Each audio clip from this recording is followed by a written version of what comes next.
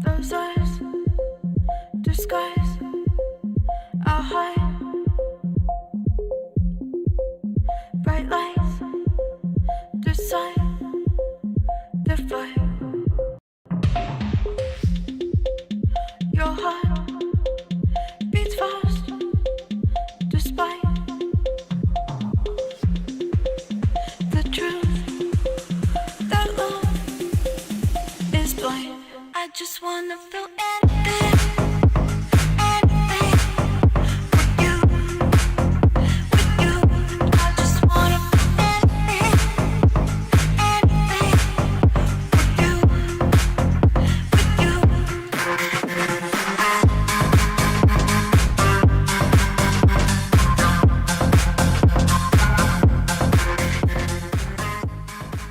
Welcome to the Clean and Filthy podcast with your host, Matthew M. Hello and welcome to the Clean and Filthy podcast, where we are clean and serene with a filthy mind in between. My name is Matthew M. I am your host, and I am an addict in recovery. Welcome, everybody, to episode 28. First off, gotta say what's up to everybody. Hope everybody had a blessed week. It's been a crazy day for myself personally. Week's been amazing, but my day started with finding my relatively new tires had a nice gash through one of them. So if somebody was trying to slash my tires or kill me, do better, which led to me hanging out for 3 hours outside of a discount tire in the heat.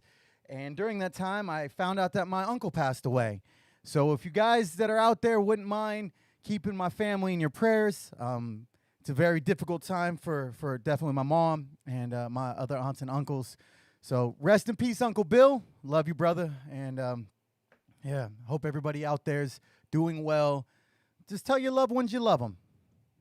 And for no other reason than because this guy said maybe you should. So sorry, that's a weird intro to this whole episode. It's a weird setup. It's a weird day thus far. But we are here. And we're gonna carry our message and hopefully have an amazing episode. So again, thank you everybody for being here. Just wanted to mention that. Before we go any further, we gotta give a huge thank you to our episode sponsor, Etc. by Emily. If you are looking for a job or you're needing staffing or any kind of event planning, party planning, please reach out to her. All of her information is down below in the description. I will also say that sadly, her that company's time sponsoring this podcast is coming up to an end here. So if anybody out there is looking or knows of somebody that might be interested in sponsoring an up-and-coming independent podcast, whether it be for episodes or individual segments, please have them reach out to me directly, Matthew at CleanAndFilthyPodcast.com. Because we'd love to, be able to develop a relationship. So huge thank you to our episode sponsor, and definitely check out her information below. Also got to give a big thank you, shout out to Valentino Khan, Alice in Wonderland, and Mad Decent Records for the amazing theme music to the Clean and Filthy podcast, the song Anything. Also got to give a shout out to Valentino Khan. It's kind of funny. He's a big wrestling fan, and he was at WWE SummerSlam, and there's a picture of him actually made it to SportsCenter, and he just put it on Twitter. Hey, I made it to SportsCenter. I thought it was funny. Anyway, so big thank you to them. Also have to give a huge thank you to our VIP supporters. These are the people that are supporting this podcast through Patreon by making donations, which immediately goes right back into the product. So if you are interested in becoming a VIP supporter, please head to the website, www.cleanandfilthypodcast.com. In the upper right corner is all of the links for all of the social medias. Hit them. Make sure you're subscribed to everything. We got another subscriber on YouTube, y'all. We'll get to that in a second. But make sure you're subscribed to all of them. Click on the Patreon link, and you can head over there to make a donation and get one of these amazing, Clean and Filthy podcast stickers. And also, get a shout out on air And those people who are VIP supporters to this podcast are Alex B, Sage A, Cindy, Stephanie, Shar, Liana, Clint, and Alex T. Thank you all so much for your continued support. I cannot express how much I appreciate it and how grateful I truly am. So thank you. And to everybody else, what's up, everybody? Welcome. If you're watching right now live on YouTube, what up? Let's get that chat popping. For anybody who doesn't know, we broadcast our episodes live via YouTube on a live stream every single Tuesday at 5 p.m. Arizona time. So if you are listening to this podcast on a podcast directory and you want to partake on the live stream, head on over to YouTube. Make sure you are subscribed to our YouTube channel so you will get a notification whenever we go live. It's a lot of fun being able to go back and read through the comments and see the interactions between my listeners and my viewers. It's a lot of fun for me.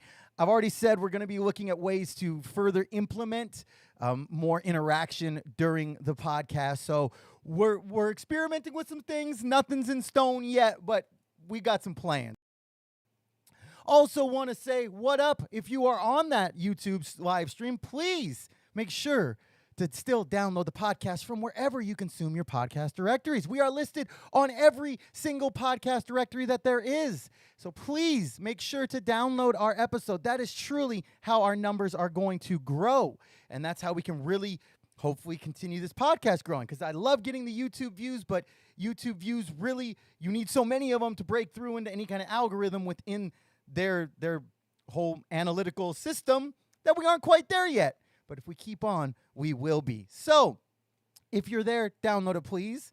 And thank you. I much appreciate it. So what are we? Again, my name is Matthew M., and I am an addict in recovery. And this is the Clean and Filthy podcast. We are a weekly 12-step recovery-based podcast, airing, as I said, 5 p.m. live on YouTube, with episodes available for download later on in the evening wherever you consume your podcasts. I highly recommend that you head to the website, make sure that you are following, liked, subscribed to all of the social media accounts, because that's where we post all of our new episodes. Since the website is still being a little wonky donkey, we'll get back to that at another point. So that is how to find us.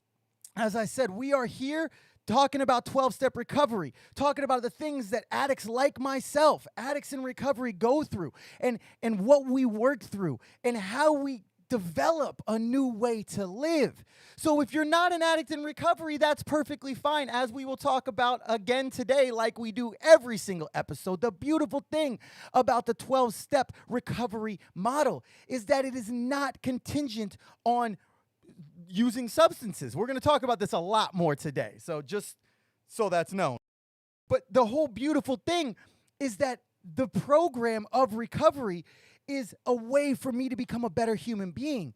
And personally, whether I was using drugs or not, I want to become a better human being. I want to do what I can to make the world a better place than it was. So this is what we do here. But I want to make sure to stay in line with tradition, so we do not speak from a point of authority from any one specific 12-step recovery fellowship. I will not be discussing my fellowship of choice or my home group or what treatment center I went to or anything about specific sober livings or recovery residences, because I do not want to be affiliated or speak from any point of authority on one or the other. I don't want to make it feel like one's better than another, because at the end of the day, all I'm here to do is try to shed some light and joy and excitement about recovery the best way I know how. But if you have questions about any of these topics that we do not cover directly on air, please reach out to me directly. I will be more than happy to help you get into recovery residence, give you some recommendations for treatment centers, talk about what my fellowship of choice is or what my home group directly is. More than happy to, but we will not be discussing those things here on air. So please reach out to me directly, Matthew at CleanAndFilthyPodcast.com, or on any of the social medias, all of the medias, and they are social. So that is what we are. That's what we do. I also got to say what we are not. This should be an adjunct for whatever 12-step recovery journey you are on. And if you're not on a 12-step recovery journey, this is a perfect place to be. Maybe you have questions about addiction. You have questions about recovery. You have a family member or a loved one or somebody in your life who is battling the disease of addiction. This is a great place to get some information, to get some knowledge, to be part of a community, all with a common goal, which is exactly like what the fellowship is. So if you are here right now, welcome. Regardless of if you're an addict in recovery, an addict who's not in recovery, a normie, somebody who's just came through because you're like, damn, this dude just spams so much shit in my Twitter every single time I ask for podcast recommendations.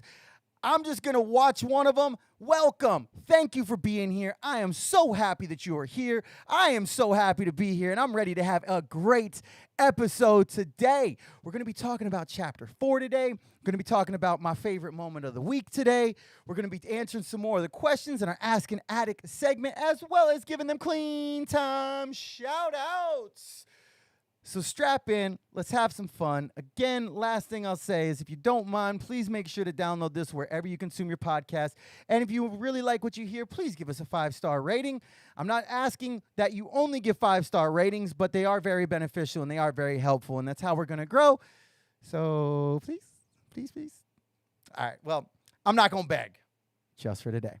All right, y'all. That's what we do. That's what we don't do. That's who I am, who we are. We meaning me and my Groot doll here. For those who aren't watching and just listening, I say we a lot. You probably think that I have like multiple personalities with how often I say we. But I digress. Let's get into our first segment, y'all. Let's head to the lab for some R&D.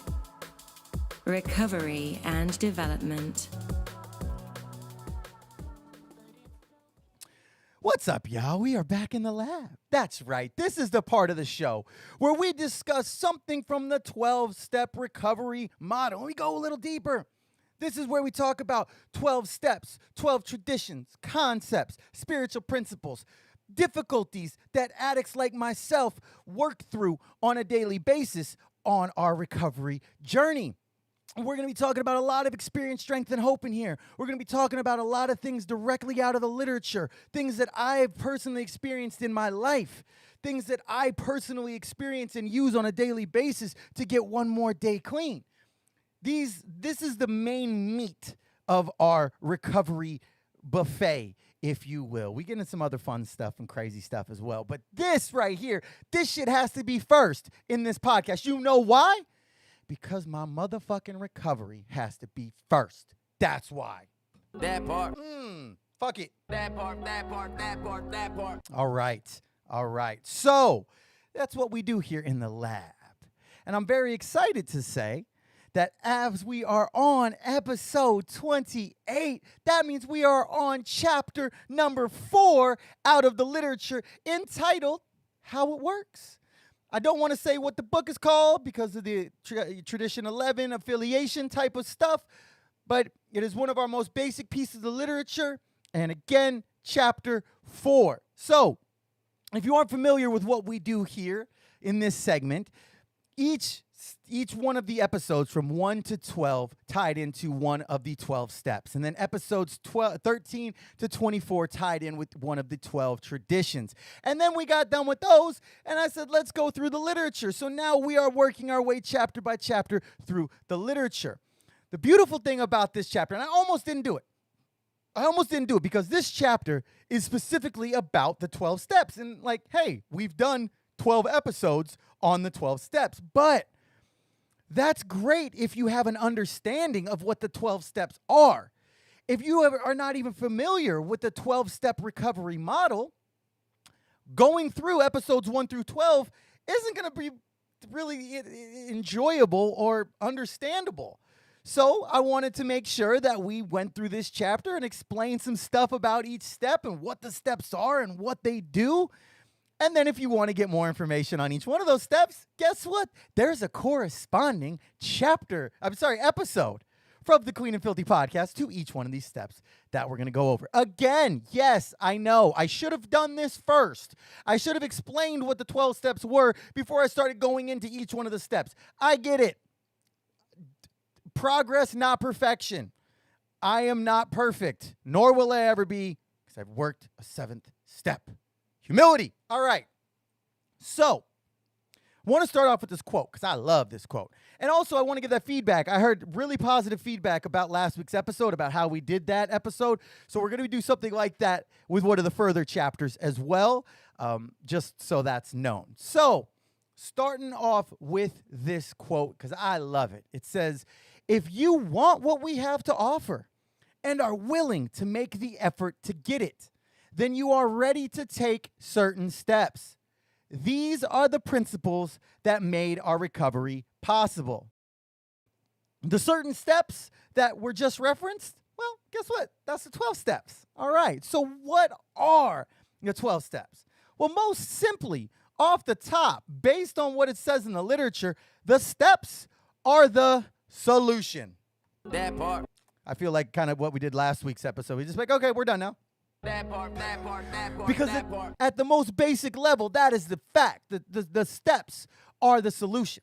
They are a set of principles specifically designed for individuals struggling with addiction.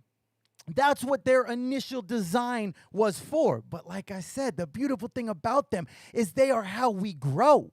They're how we become better human beings. I will always maintain, regardless of if somebody has a substance abuse issue, a disease of addiction issue, every single person on this planet should work around the steps, in my humble, non-doctor degree opinion. Every single person. Because the amount of growth and knowledge and excitement and joy for myself that I learned within the 12 steps is something I feel everybody should subscribe to. I'm not trying to sell the steps here. This is not a sales pitch. I'm just sharing my experience, strength, and hope personally. So they are spirituality-based guidelines for success. They're the way that we combat the disease of addiction. And they've been adapted in so many different forms and to many other practices, both for drug-specific fellowships, but also for process addictions. The steps have been adapted for sex or gambling or porn or overeating. And they are time-tested. There's nearly 100 years since the first 12-step model came about. And there's actual quantifiable evidence of the success rate for working the steps. Of course, it's always going to be difficult to quantify something that involves the disease of addiction.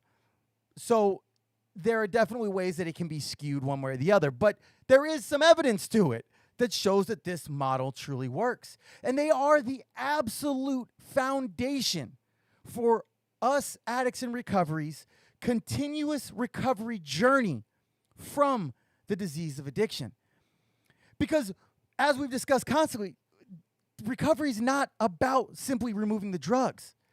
The steps and the spiritual principles within them teach us how to live a new way of life. Teach me how to be a better human being. Teach me how to be a kinder, more compassionate human. Which, as a byproduct, just by me getting better and doing better, that has a positive impact on the world. And collectively, if we're doing that, we're leaving the world a better place than how we found it. And when I say it teaches us a new way to live, I really mean that.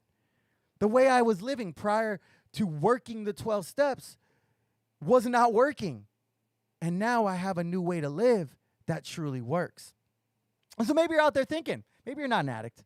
You know, maybe you've never been to a recovery meeting. Maybe you're out there thinking, wow, bruh, these steps sounds pretty cool. They're pretty cool. But I don't use drugs. So what do? Well, I say, the beautiful thing is that it doesn't have to do with drugs. Take a look at your life, just for a second. Is there anything in it that makes it a little unmanageable?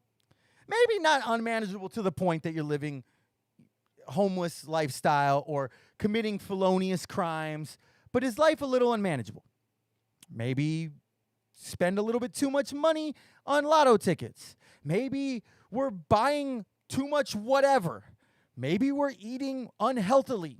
Maybe we can't stop jerking off, staring at porn for hours on end. Maybe we're codependent on somebody. Maybe we have a family member or a significant other with the disease of addiction. There are fellowships for all of them. All of them. That is a beautiful thing. There are 12-step fellowships for all of those topics and plenty of other ones. This model, because it has been proven to be effective, can be adapted and has been adapted to be used on a plethora, a copious amount of other process addictions or just problems that us human beings live with on a daily basis. And many members with extended time in the program will work steps on other potentially unhealthy things. So once I get done with my steps, maybe I work through them again. Maybe I work through them again, but looking at it from a relationship standpoint. Well, there's no fellowship for relationship issues, but the 12-step model works within that. There's no fellowship regarding anger. There's not Anger Anonymous, but I can work steps based on anger and how that feeling works in my life. There are so many ways that it can be adapted for anything. So if you are out there and you have something in your life, you're like, okay, well, yeah, that's kind of a thing. Do some research. Hit me up. I'll do what I can to help get you in the right path. And then you find that fellowship. And then you find a sponsor. Because we work these 12 steps with a sponsor who has worked the steps. Working steps alone is like the blind leading the blind. And we've talked about before that the therapeutic value of one addict helping another is without parallel. And when that comes through in step work, that's the lifeblood that pumps through recovery.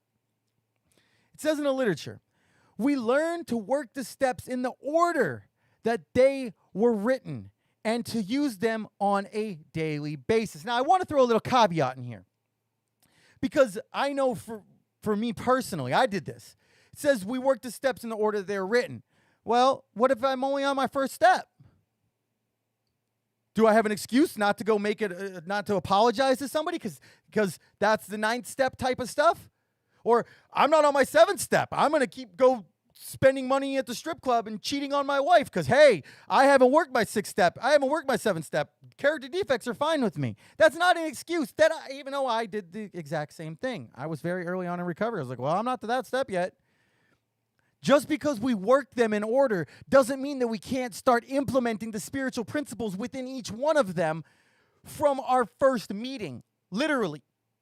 So don't be like me. Realize that. I don't tell people what to do. I'm telling you right there, don't be like me. Or try not to. It wasn't fun. And we take our time when we're working our steps so that we can be honest and thorough. I always tell any sponsee, any guy I'm working with on the step work, you can never write too much, but you can always write too little.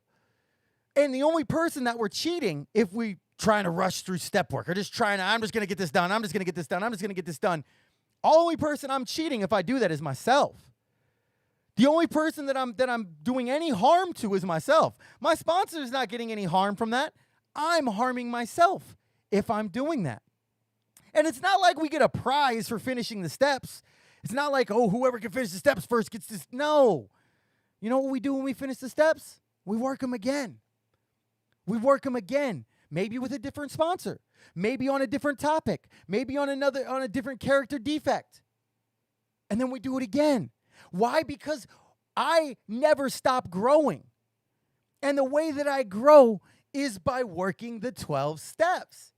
So if I want to keep growing, which I do, I need to keep growing off of the stuff that we cover in the steps. So that is what we do. There's no need to try to rush through something because we just go through them again. But the steps do not work themselves. That is something that is so obvious that only way that I'm going to be growing and getting that benefit of working that step is if I work that step. Nobody's going to be doing it for me. I have to want to do it, just like I have to want to get clean, just like I have to be willing to try something different. And there are times within step work that were not the most enjoyable, but I still showed the willingness to take action. I love the third step personally, but fuck me, the sixth step was unpleasant. But I still continued working through it. I called my sponsor. I asked for suggestions. I got some guidance and put the pen to paper. And then was able to work through that unpleasantness and feel relief. And I will tell you, the feeling of the spiritual principles that I was learning and implementing in my life while working through the sixth and then seventh step was exponentially better than the minor unpleasantries that I was partaking in prior to that. So even though we have done an episode on each one of the steps, I still want to do something here where I read each one of the steps, but I tie in what the main spiritual principle, in my opinion, to each one of them is. Because we've talked about so many times how important spiritual principles are, how necessary and vital to our recovery they truly are. So I'm going to read through what the words of the step are, and then I'm going to assign what I feel the most one important spiritual principle is within it. As we've always talked about with spiritual principles, there can be 1,000 of them for each one of these. And it also depends on your personal experience, strength, and hope. But they are so vitally important. I never wanted to let that slide of how important spiritual principles are. The spiritual principles that we learn within these steps are what we implement on a daily basis and are what help us grow. It says in the literature, before we get started here, it says, there is one thing more than anything else that will defeat us in our recovery. This is an attitude of indifference or intolerance towards spiritual principles. It says it right there in the literature. One thing more than anything else. So that's why I try to drive home this point about spiritual principles so much and so constantly, because as it says right there, one thing more than anything else that will defeat us in our recovery. So, got to make sure to list the spiritual principles here. So, what does step 1 say? Step 1 says we admitted we were powerless over our addiction and our lives had become unmanageable. And this ties in, this is the one that actually gets to spiritual principles, because this ties directly into surrender. We have to surrender within step 1. That is the most vital part of it. But also acceptance, because I had to admit that I had to accept the fact that I was powerless over my addiction. I had to finally say, help me. Took a long time for me to do that, but that's what we have within step 1. Step 2 says, we came to believe in a power greater than ourselves could restore us to sanity. And this speaks to hope. This speaks to the fact that something can restore hope in our lives, because active addiction is true insanity. But being around a community of people who are all being restored to sanity gives us hope that it can work for us too. Step 3 says, we made a decision to turn our will and our lives over to the care of God as we understood him.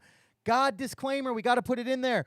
Don't feel any kind of way if you hear that word. I highly recommend going and listening to episode 3 of the Clean and Filthy podcast, where we do a much deeper dive into this topic. But for the sake of that, don't get tripped out by it.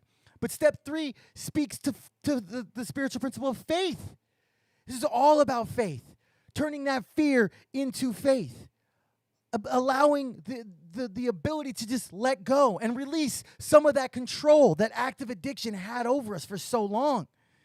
Step 4 says we made a searching and fearless moral inventory of ourselves. And this speaks to courage, spiritual principle of courage, to look at what we have done in our past, in our active addiction, and to realize that those actions do not define who we are, and grow from that. Step 4 was amazing for me. I love step 4. Step 5 says we admitted to God, to ourselves, and to another human being the exact nature of our wrongs. And this speaks to honesty. We have to have honesty within this step. Honesty is the biggest one, in my opinion, within step 5. Step 6 says we were entirely ready to have God remove all these defects of character. And this speaks to acceptance, accepting who I truly am, accepting what my character defects are truly inside of me. And then address it, accept it, and let go of those character defects. Got to have acceptance of it, though, because if I don't accept that these character defects are within me, how could I ever have them removed? How could I ever look at a spiritual principle alternative to these character defects if I can't even accept that they're there? I'm just, nope, don't see them. They ain't there. Nope, If I'm doing that and not accepting them, I'm not going to grow, period. Step 7 says we humbly asked him to remove our shortcomings. Humility. This one is this is the humility step, period, in my mind. Because I had such a beautiful breakthrough within my own concept of what humility really meant because of this step. Humility, this step 7, period, that's it. Step 8 says we made a list of all persons we had harmed and became willing to make amends to them all. It says willing right there. Willingness is the key for this step. It doesn't say that we have to go and make those amends in this step. It says we asked for willingness. That's it. And willingness is very, very vital on this step and can take some time. This addict's side note there. Step 9 says we made direct amends to such people wherever possible, except when to do so would injure them or others. And this is about responsibility. This is about taking care of my part, keeping my side of the street clean. Step 10 says we continued to take personal inventory, and when we were wrong, promptly admitted it. And this speaks to a lot of discipline, speaks to developing a routine. When I worked this step, my sponsor had me go for a month straight, every single day, answer 10, 12, 15 questions, whatever it was. So that I did that every single day and got into the routine of taking that 5 to 10 minutes to look at my day. Because I can tell you personally, one of the first steps for me to go out the window is step 10. When life gets a little busy, when things get a little crazy, when life on life's terms shows up, taking those few minutes to just detail the day and look at what occurred and look if I owe any amends because of it is so huge for my spiritual well-being, for my spiritual balance. And I need to get better at it. Just putting myself on blast there. Step 11 says we sought through prayer and meditation to improve our conscious contact with God as we understood him, praying only for knowledge of his will for us and the power to carry that out. And now this one for me personally speaks to growth, specifically spiritual growth. And that's because this was a difficult step for me because my prayer and meditation practices were so underdeveloped compared to a lot of people when they get into recovery. A lot of people are very well versed in prayer and meditation and that conscious contact and that spiritual growth, where I was spiritually bankrupt. I was spiritually unaware. So this step required a lot of growth, a lot of spiritual growth within it. And then finally, step 12. Step 12 says, having had a spiritual awakening as a result of these steps, we tried to carry this message to addicts and to practice these principles in all our affairs. And this speaks to service, the service of carrying that message. What is the message? We talk about this. The primary purpose of the program is to carry the message. And the message is that an addict, any addict, can stop using, lose the desire to use, and find a new way to live. So this 12th step gives me the opportunity to carry that message, to be of service to the fellowship, to have excitement about recovery, and give back what was so freely given to me. So that is a breakdown of each one of the 12 steps, what it is and what for each one of them, the most important, in my opinion, spiritual principle within each one of them. I'm sure your experience, strength, and hope will probably be a little bit different than mine, but that's how I wanted to do it. I want to read this quote here. It says, we believe the sooner that we face our problems within our society in everyday living, just that much faster do we become acceptable, responsible, and productive members of that society. And the way that I face these problems is by working the steps, is by developing the spiritual principles from within each step and then applying those to whatever the problem is within my society and everyday living. That's how it works for me. But there are going to be people out there who don't vibe with the 12-step model, and that's fine. I'm not here to tell you that 12 steps the only way. I'm not here to say that. All I can do is express my personal experience, strength, and hope. Talk about what personally worked for me and has worked for tens of thousands of other people. But if somebody else has something that works for them better, cool. I'm never going to be one to judge or talk down or poo-poo somebody's recovery or what works for them. But all I can do is share my experience, strength, and hope on what works for me. And the only thing that has worked for me is the 12-step model, is working the 12 steps with a sponsor and learning about myself and learning about the spiritual principles within them. That's the only thing that's worked for any type of recovery for myself personally. So if you have if you have a different story, that's cool. But that's not my story. So I want to answer the question. I just want to answer the question again. It says, how it works. How does it work? By working the steps, obviously.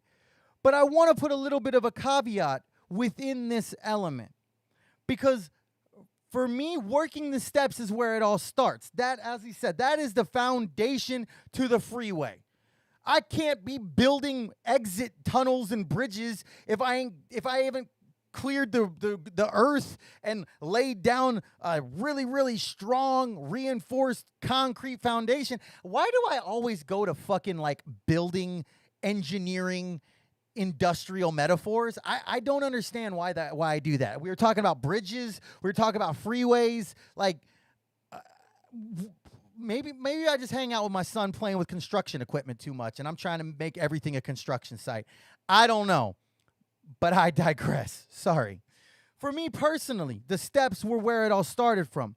But to continue on my journey of recovery, there's something that we talk about plenty of times called the 5 suggestions. Now, within working the steps, 2 of those suggestions are covered. But there are 3 other ones. And the 5 suggestions are: go to meetings, get a home group, get a sponsor, work steps, and be of service. You will hear this so constantly.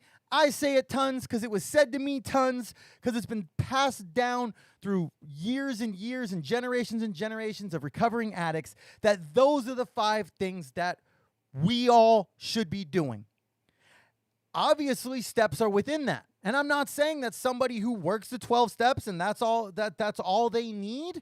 I'm not saying they're wrong. But for me personally, I needed these other things. Because people can and have had incredible growth, change, and continuous recovery just from working the steps. But there is, because there's so much within them. But as absolutely mind-blowingly, shatteringly huge as the steps were for me and the inherent information within them, having a home group, going to meetings, and being of service have been almost as important.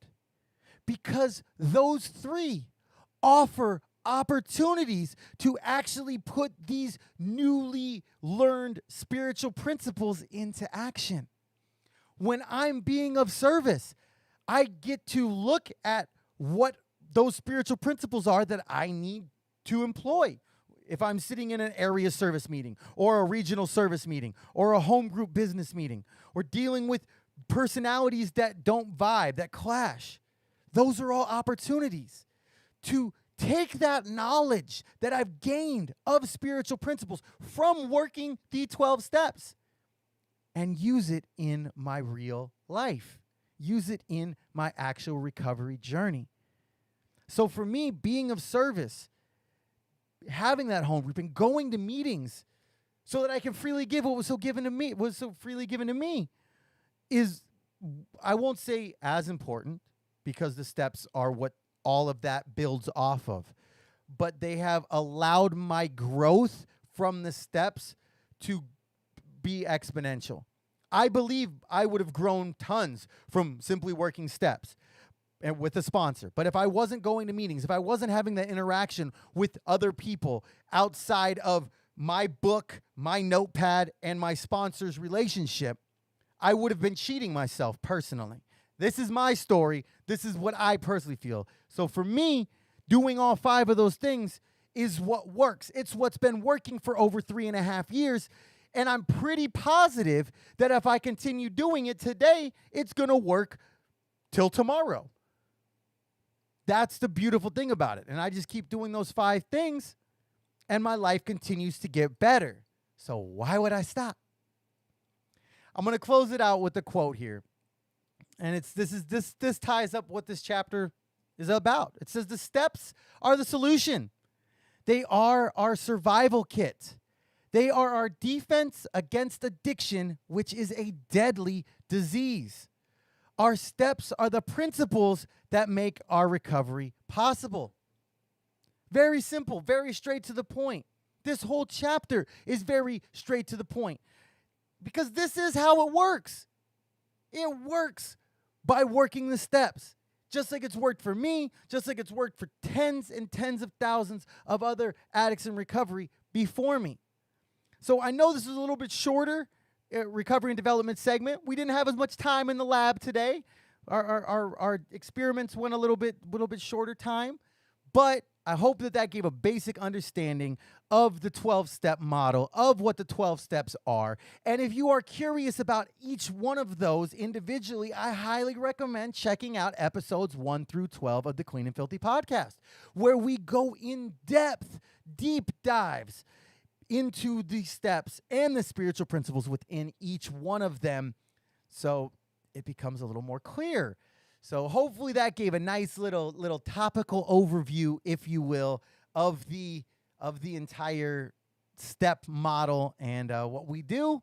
And so hopefully that helped. Next week, we're going to be going in another one of my absolute favorite chapters in the literature. So make sure, come back next week when we'll be talking about chapter 5 and giving a little bit more information about that. So hopefully that gave some good overview information. And if you have more additional questions, I definitely recommend checking out previous episodes of the Clean and Filthy podcast. Shameless plug. All right, y'all. It's time to go into our next segment of the week entitled My Favorite Moment of the Week. This is the part of the show where we talk about something that has happened over the last 7 days. It might be from news. It might be from social media. It might be from sports. It might be from the Marvel Cinematic Universe. It might just be my favorite Instagram meme or TikTok that somebody sent me, because I will never be on TikTok. I will be on Pornhub before I'm on TikTok. It's just a time to have some fun. It was supposed to be my favorite moment, but I like stuff too much, so it's moments of the week. This is not full of experience, strength, and hope. This is full of just the random shit that I like to partake in over the week. So if you have something, especially fire TikTok content or really fire memes, please make sure to send them over to me. As I said, I'm listed on all social media accounts. Best way to find that, go to the website, www.cleanandfilthypodcast.com. In the top right corner is all the social media links. Click them all, like them all, subscribe to them all, retweet them all. Please, thank you, love you. All right, so you know what time it is. We have to do our customary ad read. We are still not officially sponsored by Bang Energy, but here we are. Oh, we're going to even just go boop. Is your life tiring? Mine is. Did you not get enough sleep for the last 5+ nights? That's correct. Do you have a 3-year-old child who refuses to sleep late and wants to play from the second he wakes up to the second he goes to sleep? Oh, yes, I do. How did you know? Because I'm you. Okay, cool. What do you need to do? Get a Bang! That's right, y'all. With 300 milligrams of caffeine, EAA aminos, Ultra CoQ10, and super creatine, Bang Energy is exactly what you need in your life when life on life's terms shows up. Crack a bang, be like the Clean and Filthy podcast that will hopefully one day very soon be sponsored by Bang. All right. Thank you for that. I'm even going to turn off my spotlight there. If you're watching the live feed, we had a little spotlight. Hopefully that translated well. Let's have a sip of this luscious, delicious, delectable beverage, and then let's get into my favorite moments of the week. First thing we got to do, we have to talk about something that dropped last night. I don't want to go into it deep because I've only watched it twice, but the Spider-Man No Way Home trailer dropped last night, and oh my goodness gracious, good golly, we got so much Doctor Strange in it. I love it. We got villains from previous timelines. I love it. And what's funny is everybody was like, oh, because there was a leak issue where somebody like thought it leaked, and there was this whole thing about, oh, Natasha Romanoff must have leaked it because she's mad with MCU, blah, blah, blah.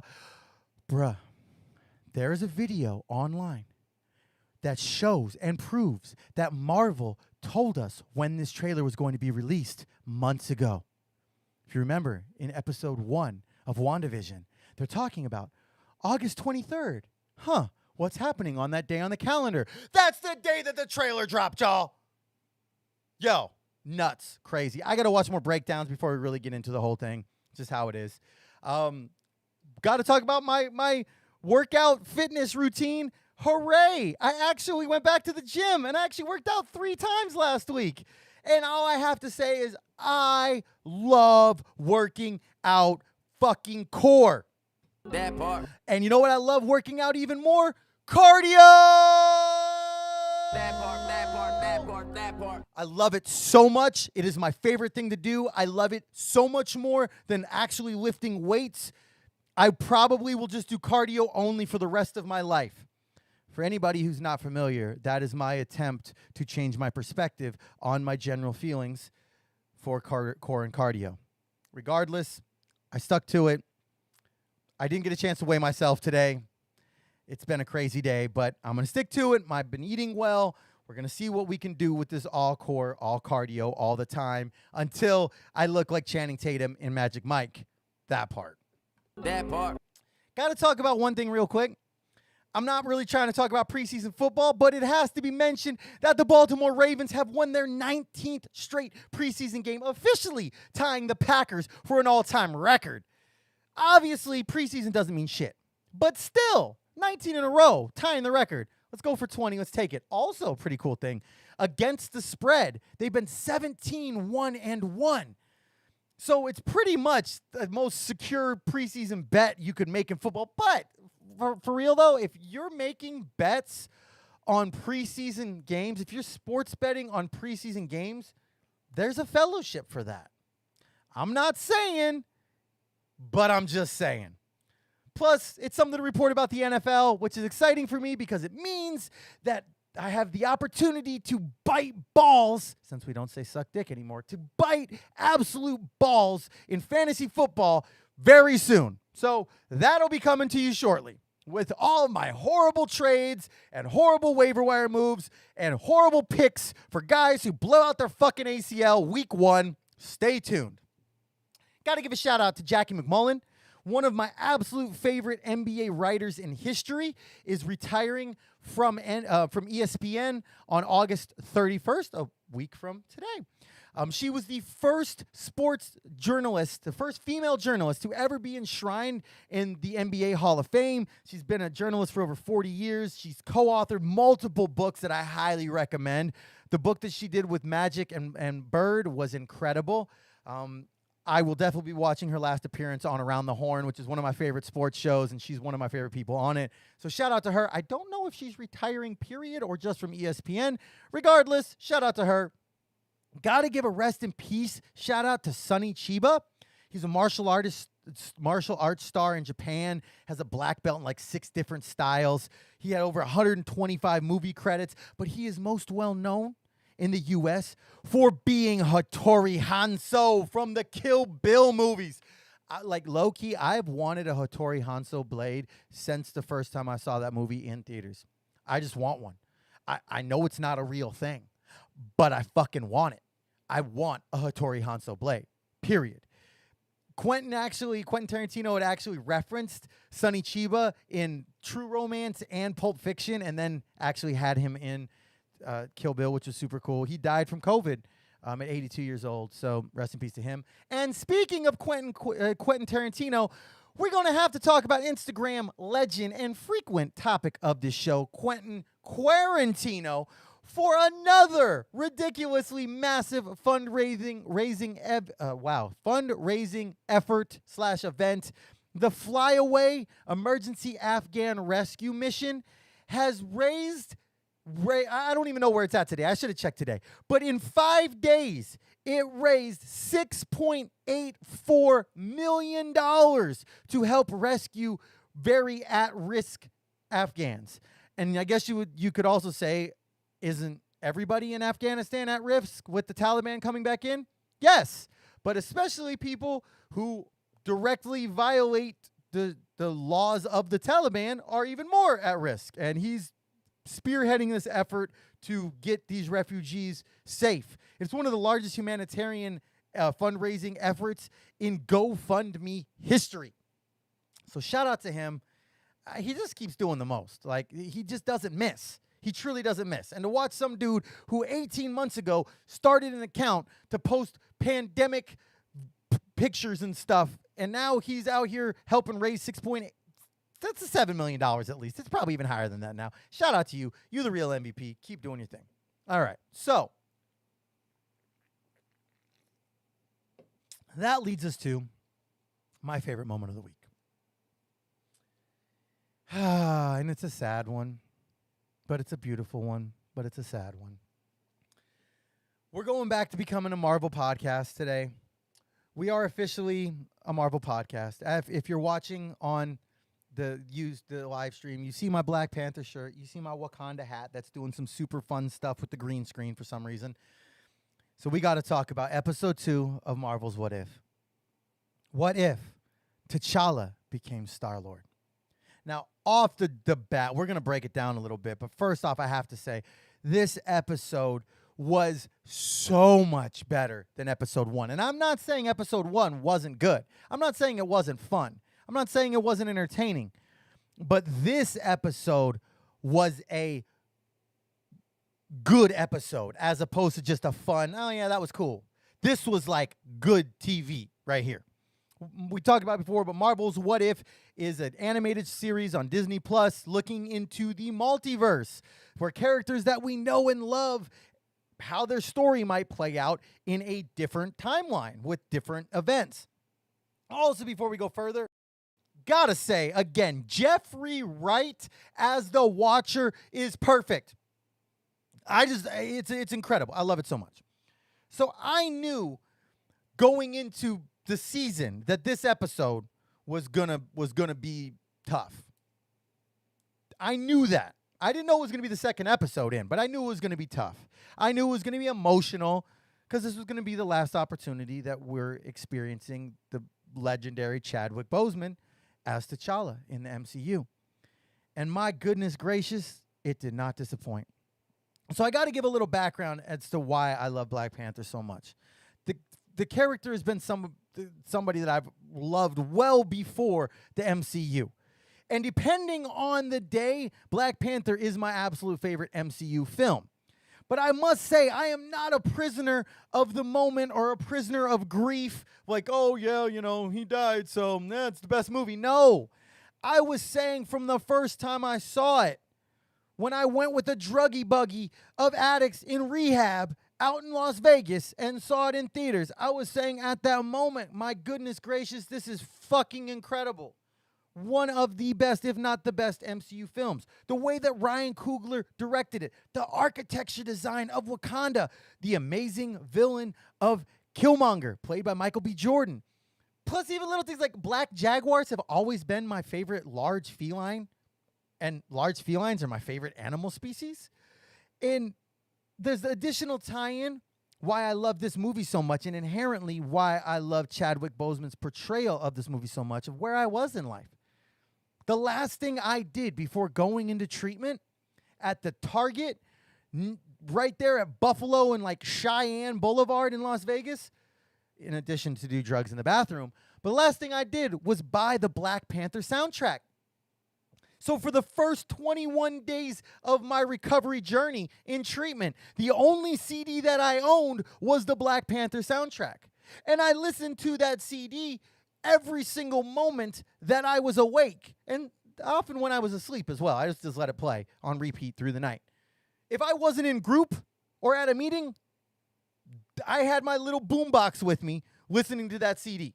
Whether I was outside hanging out at the vape table, or I was shooting baskets, or we were throwing the baseball, whatever we were doing, that CD was playing. Whether you liked hip hop or not, whether you were sick of it or not, I didn't care because I was a selfish little addict and with 20 days and I wanted to listen to it. So there's a tie with that from the beginning. Then the fact that we went and saw that movie while I was in treatment, there was a tie-in with that. We had an art project that we did where we made a mask. I made a Black Panther mask. So there's a tie-in with that. For so much of my initial recovery, there was this tie-in with that movie and that soundtrack. So inherently that character. But most of it is within the character, because when I look at the type of human being that I want to be and how I want to have an impact on the world and how I want to leave the world a better place, the type of person that I would like to model after is somebody like King T'Challa. He's the type of leader that wants to make the world better. He's the type of person who makes the world better by making the people better around him. Part of the reason that he had such a beef with his father, King T'Chaka, because T'Chaka was like, nah, bro, we're good. But he's like, but everybody could be good. And Chadwick Boseman, in my opinion, played him perfectly. There's nothing about that performance that I want to change. Same thing, he is at that level with Robert Downey Jr. playing Iron Man. There was nothing in Iron Man 1 that I think could have been better. Nothing with Robert Downey Jr.'s performance. Nothing within Black Panther do I think Chadwick Boseman could have done better. And knowing that this was going to be the last opportunity to ever have Chadwick Boseman in the MCU, I mean, that had me fucked up. And I mean, we discussed Chadwick Boseman before. He's an Oscar-nominated actor that passed away from cancer last year. And he was a legit dude.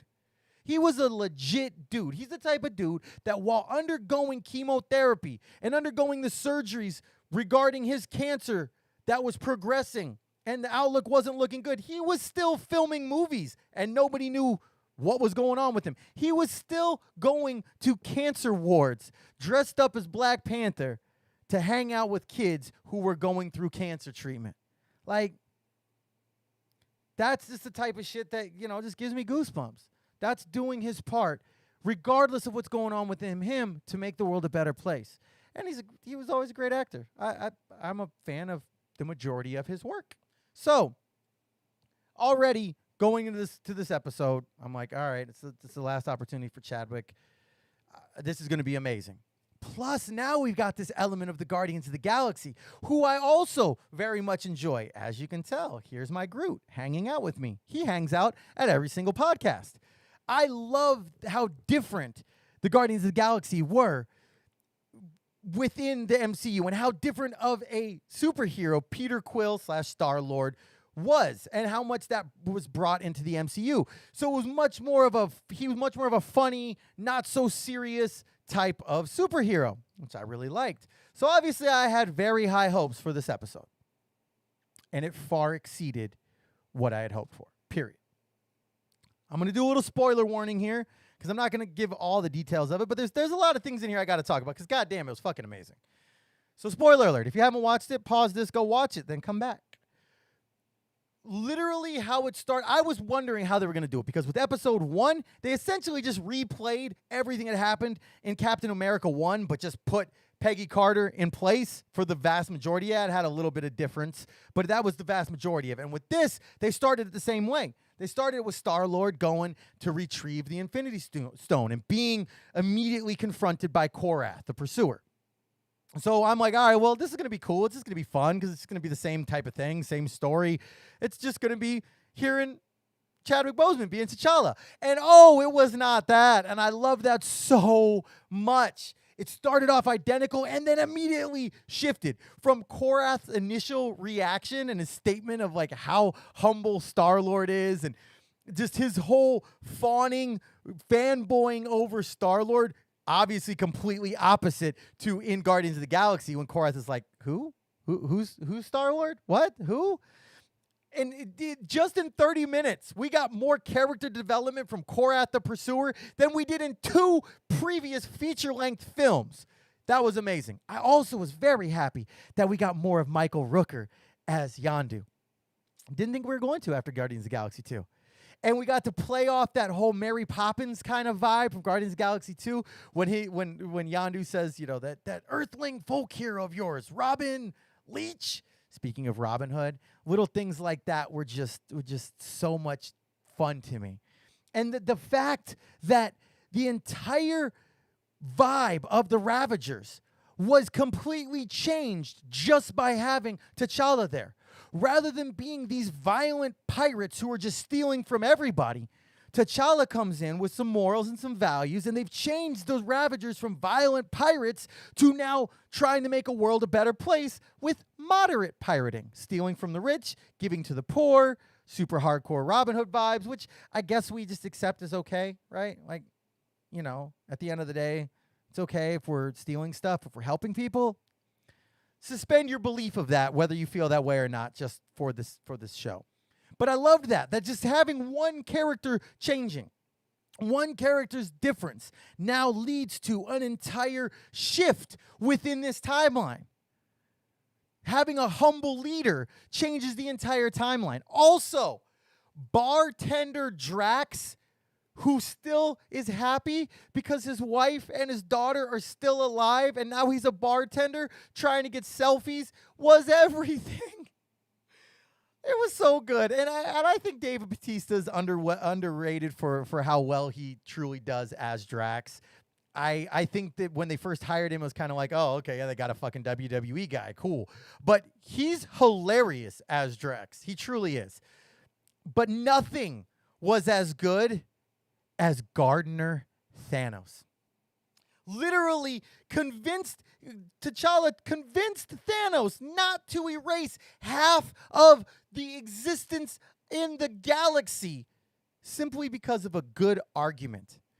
And I love that even though he's now not the Mad Titan trying to eliminate half of the population in the world, he still continually says, well, I still assert that my plan was not without its merits. And then somebody says, but it was still just genocide. And he says, yes, but I am still sure it is efficient.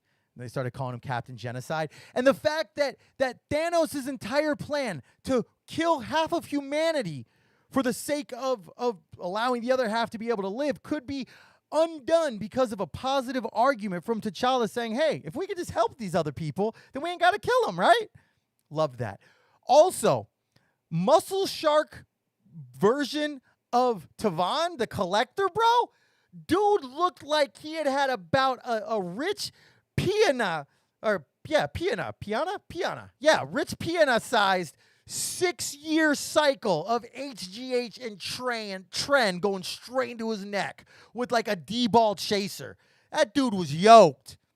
Also, the Howard the Duck scene, it was a very short scene, but it was still amazing. And then bringing in the elements of Wakandan sound effects every time that oh my God, it was so good. I just got goosebumps again. It was so good. And I was like counting the seconds till it was end. When the episode started ending, I'm like, fuck, this sucks. I felt the tears getting ready. And then the credits start to roll, and they put up that final dedication page. And I lost it. I admit it. It was ugly crying. It was a copious amount of ugly crying. For like 20 straight minutes of ugly crying.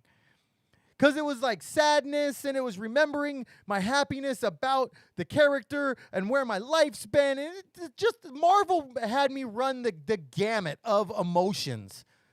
So thank you for that, because I needed a good cry. And then when I thought it was all done, no, for about 2 hours on and off, just randomly start crying. So great job, y'all. Thank you. You made this grown man sob like my 3-year-old son. And I will say, even though I did get a little bit of excitement because I was informed that, in fact, there will be additional T'Challa in the What If series. I did not know that at the time. I thought this was it and it was done. He apparently does voice the character in other timelines in a lesser role. It still was very sad, especially when we find out that he loved doing this role in What If. He loved the idea that his story could go a different direction than a ruler of a nation on Earth. And to know that he wasn't able to do that more, it's just sad. And it's just sad. And I will say that immediately I started thinking of ways to call Ryan Coogler and argue with him about having like a Tupac-style Coachella hologram to continue on Chadwick Boseman as T'Challa. It was a beautiful episode, and I truly love the show now. So that was my favorite moment of the week. Sorry if I lost anybody on Marvel, but hey, my favorite moment of the week, and with something that beautiful that made me cry to that level, there's no possible way that we couldn't talk about it. So that's what we got for this week. If you have anything else that you want me to check out over this next week, send it over to me on all the social medias, and I'll check it out. And maybe it'll become my favorite moment of the week, because I like happy shit that makes me feel good and sometimes cry uncontrollably for 20 plus minutes. Hooray for that. That's what we got. Let's head to our next segment, y'all. It's time to ask an addict with your host, Matthew N. That's right, y'all. It is time for our third segment of this episode entitled Ask an Addict.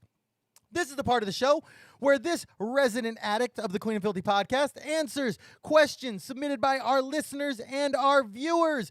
But don't worry, they don't have to be recovery related. So if you have a question that you would like to have answered here on the Clean and Filthy podcast, send it over wherever you want. I'm on all social medias. Ask me anything. This is like a Reddit AMA. It does not have to be recovery related. It can be recovery related. I love recovery related questions.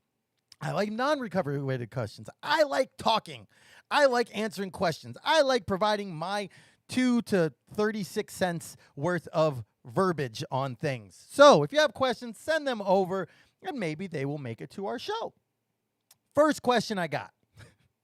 This speaks to the level of ridiculousness that we cover on this podcast sometimes. First question I got was, would I rather be an animal that lives in the air or lives in the sea? All right. You'd think I gave a pretty easy answer for that, right? I have like 2.5 pages of notes about this answer. So this is what happens when you ask questions. You ask this addict questions, sometimes we deep dive and digress into levels of ridiculousness, this being one of them.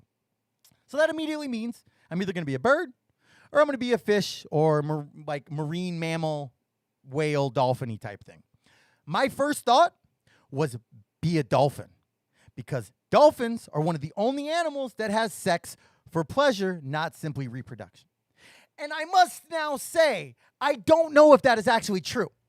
I just went full on Joe Rogan right there, and I just repeated some shit that I heard without doing any research. I need a fucking Jamie on my podcast to look that up. Be like, hey, Jamie, yeah, can you check that? Can you check that out? Yeah, the podcast fuck for fun. I'm sorry, do dolphins fuck for fun? Can you check that?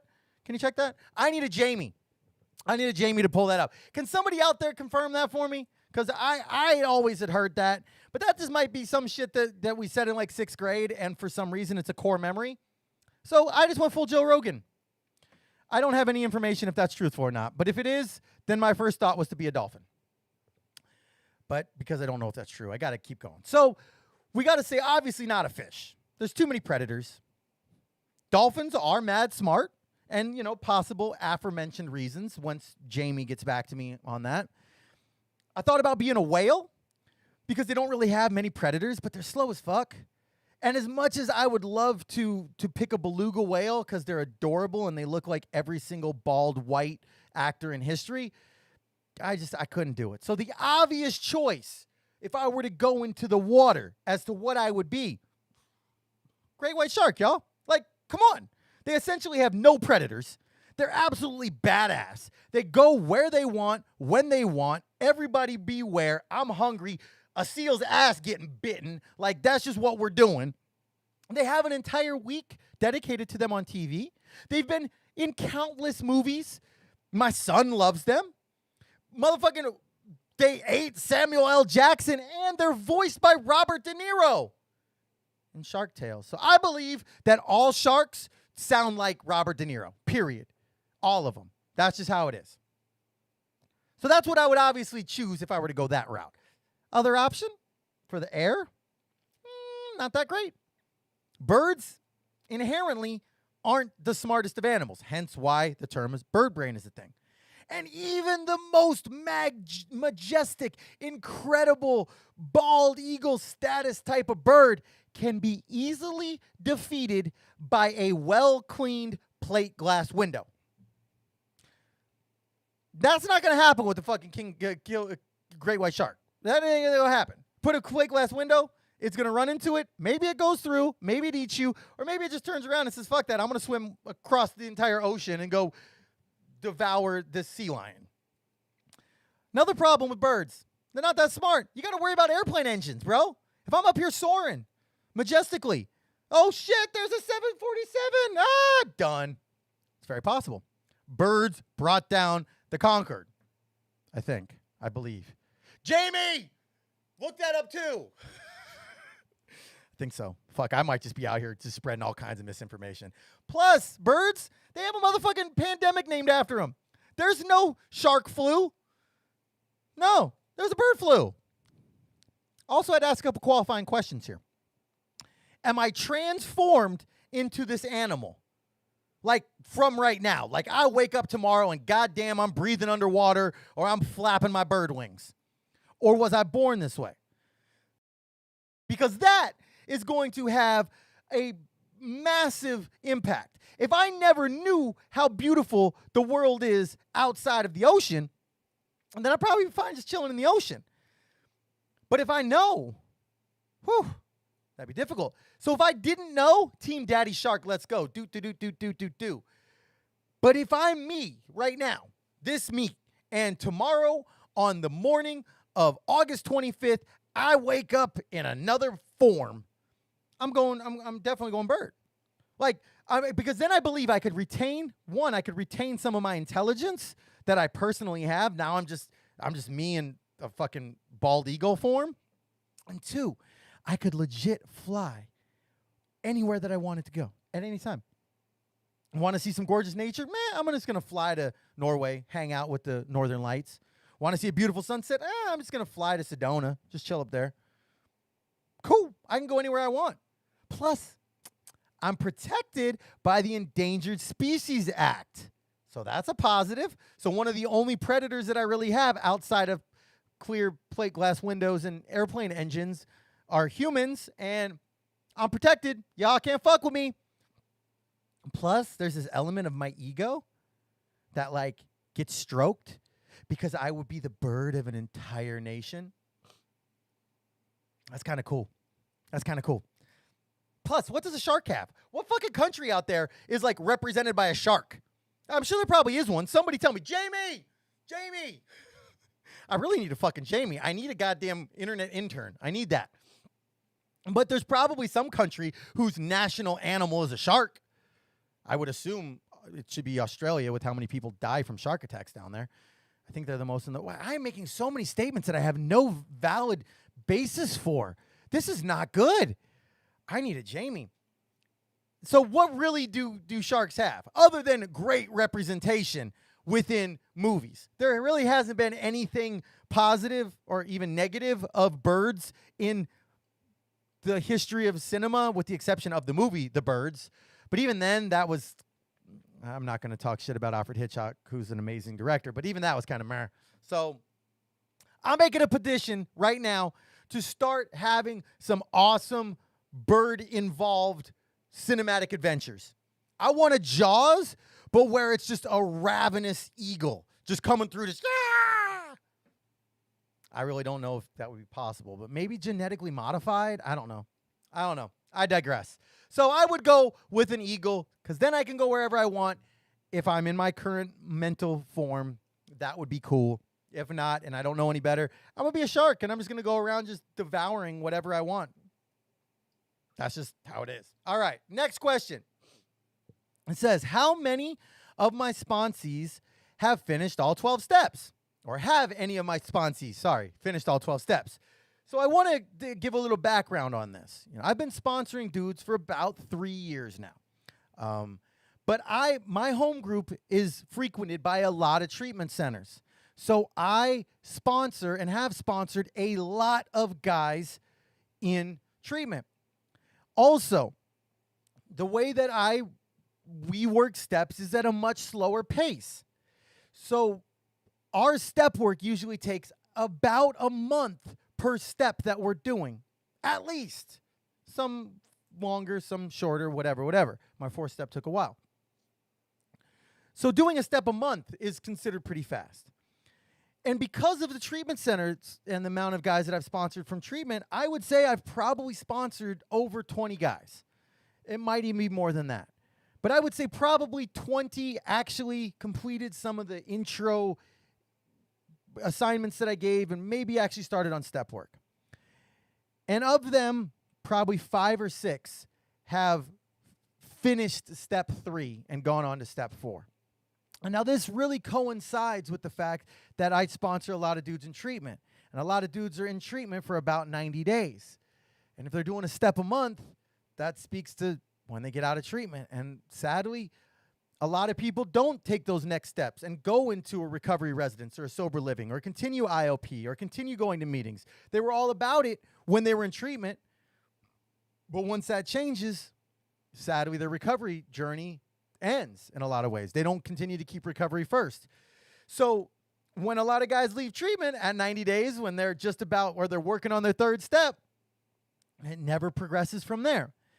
And I will admit there was definitely an ego moment within that when my first sponsee that I had relapsed, and I immediately was like, well, I just didn't do enough. I didn't do it right. I'm not a good sponsor. I went through all those things. But I have to remember that all I can do as a sponsor is guide someone through the steps, is give them that therapeutic value of one addict helping another, and hope that they stick with it. I can't force somebody to stay clean. I can't force somebody to get clean. I can't force somebody to continue working the steps. All I can do is to be there to be a guide.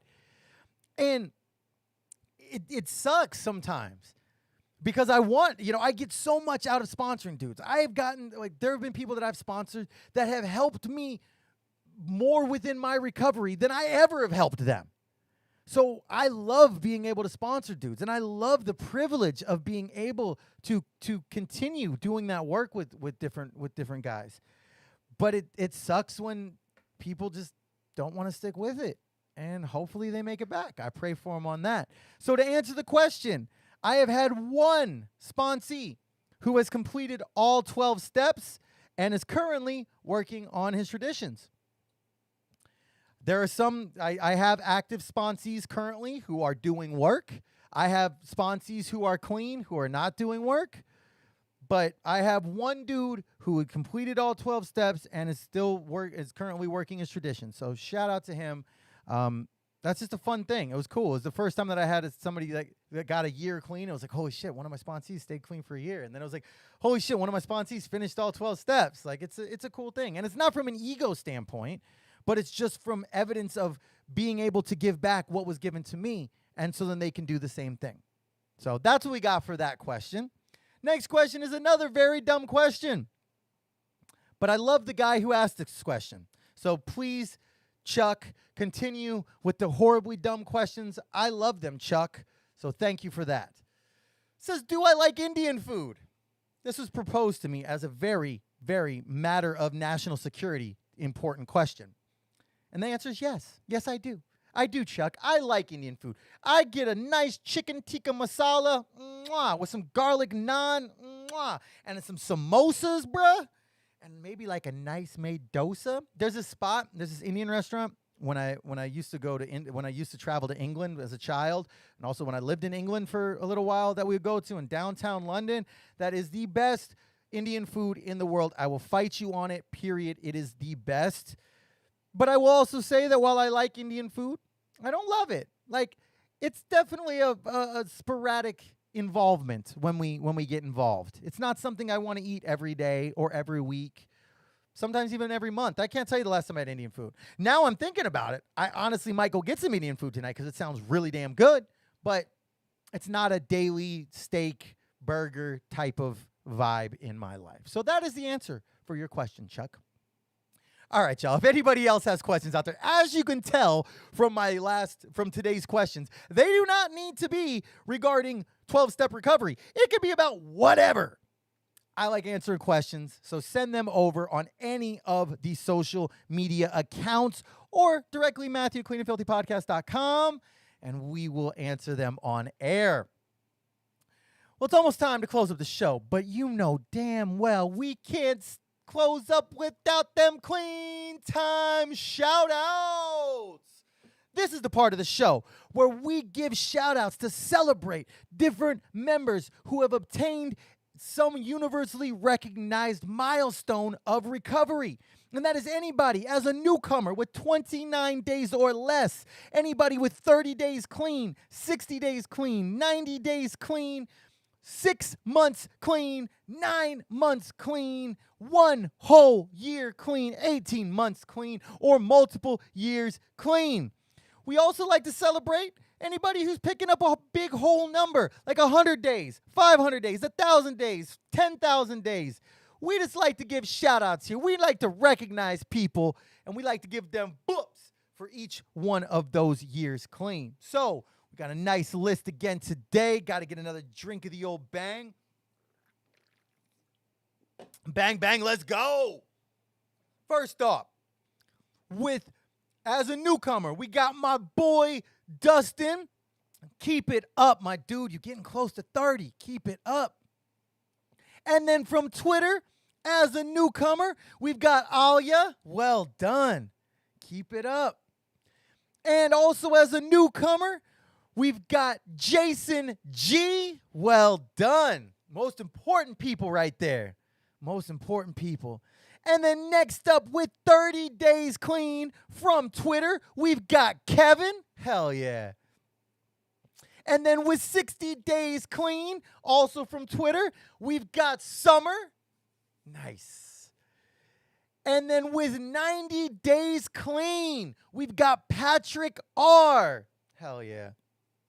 We almost had a full run here on the rainbow. Almost. And next up, also with 90 days clean, from Twitter, we've got Steve. Hell yeah. And then with 1 whole year clean, we've got Jim. And with 4 years clean from Twitter, we've got Ashley L. Now we going out to Vegas for my homegirl Esther with 5 years clean. And we're going to stay in Vegas because we've got Teresa with 13 years clean. There we go. Reload. And we got one more in Vegas. We're just going triple Vegas right here. With 16 years clean, we've got Robert, also known as Raz.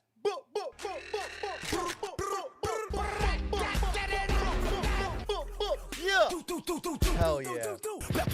Well done. And finally, with 20 years clean, we've got my man Murray.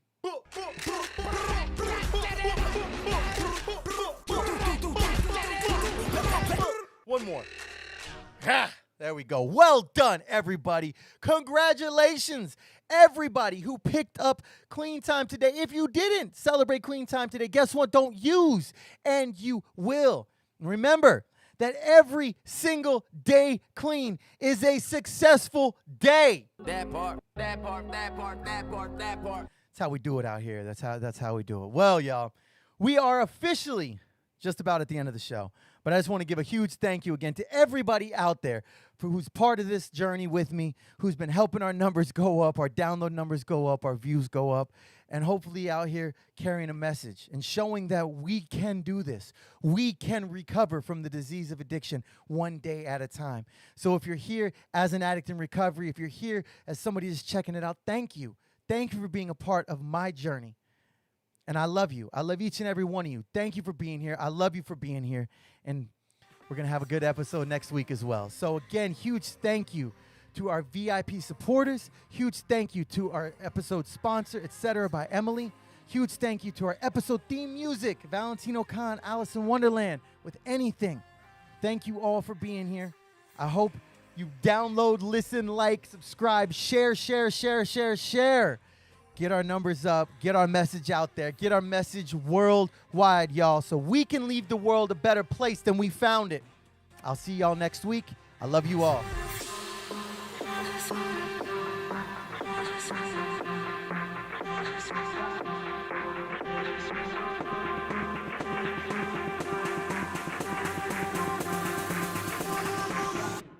just wanna feel anything.